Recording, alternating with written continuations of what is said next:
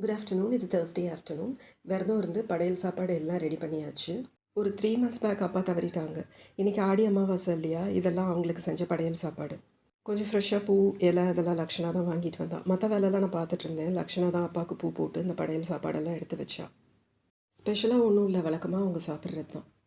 ஒரு சில பேர் வழக்கப்படி இறந்தவங்க ஃபோட்டோஸ் 1 இயருக்கு வைக்க மாட்டாங்க. நாங்களுமே வைக்கல. இப்போ சாமி கும்பிட்றதுக்காக எடுத்து வச்சுருக்கோம். சாம்பார், கேரட் பீன்ஸ் பொரியல், வெண்டைக்காய் பச்சடி, அதுக்கப்புறம் அவங்களுக்கு ரொம்ப பிடிச்ச உளுந்த வடை, ரசம்.